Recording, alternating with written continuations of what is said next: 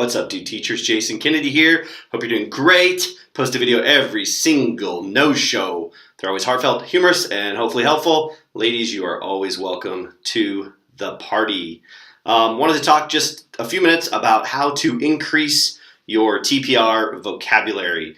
We all know, if you've been teaching online for a whole minute, you all know everybody wants to use TPR all the time, every day, everywhere, whenever you teach. And it's actually kind of cool, right? I mean, think about it. If you were to learn Chinese online, you would love it if your teacher were to use TPR with their body showing off all the different movements so that you could pick up on another language. So it's really cool if you do it. It helps, obviously, the visual learners and the kinesthetic learners also because they get to really engage. I try to limit my TPR to one hand if possible. It doesn't always work, and there's a couple I'm going to do here in a minute that aren't with one hand, they're with two hands. But I do that partly so that I can continue to navigate the class with the other hand, or if I'm trying to get props ready or do something else, I have a free hand to do that with. Like I said, every now and again it doesn't work, but that's just the way that it is. One other tip that I encourage you to do, you don't have to do this, but I try and do this, is I try and match the syllables to my TPR. So if it has multi-syllables in that word, then I try to have a multiple, visual to, couple with that. So hopefully everybody knows the basic ones, the like when you speak and listen and all these kind of things. But I want to give you some that I use a lot, and they come up a lot for some reason in the different lessons that we have. I'm not going to use any props. These are going to be prop-free TPR. You can obviously use props, and then you wouldn't have to do these. So anyways, first and foremost is, again, trying to get a student to say something again or to do something again. I always go like this: again, again, like almost like a repetition, like again, again. So it's two syllables, again. Second one I do a lot is eat, just one syllable, eat, eat. Sometimes I do the little noise, eat. The next one is apple. So I go like this with my hand, and I go, I go apple, apple, apple. The next one that I do a lot is game. Oftentimes you come across a game and you're like, let's play a game, Game in sign language is this.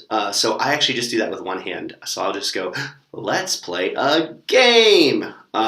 It's different from this, like good job. It's kind of sideways, and so that can help as well. Match, when you want them to match something up or do matching. This one I use two hands. I don't really know how else to do it, but I'll go like this, and I'll go match, match. So I keep the one syllable, just the one hand motion. For boy, oftentimes in all these platforms there's a boy or a girl somewhere. So I'll do this for boy if I have my hat on, boy, or I'll do this for boy if I don't have my hat on. And then for girl, I'll do this, girl, girl. When I do happy, I always go like this, happy, happy. And then when I do sad, I go sad, sad, happy.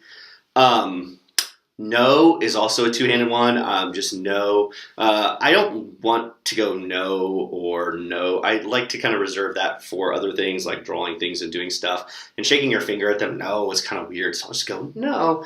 To draw is also a two-handed one. I'll usually use my one hand as the paper, and then I'll use my other hand to just draw down, just draw.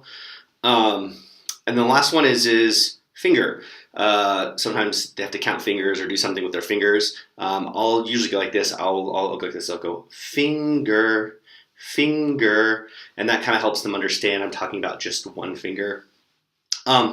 Overall general thing is really working with syllables. Even counting out syllables really helps kids with TPR. So even if it's just like a difficult sentence or difficult word, you can sometimes say it, and if they don't get it, you can actually count the syllables by your face. You can actually count the number of syllables as they say it, or the number of words as they say it, and that allows them to track and know where they're at in the sentence or in the word. So anyways, that's all I got. Hopefully I added a couple more words to your TPR vocab, and hopefully it's a little bit helpful.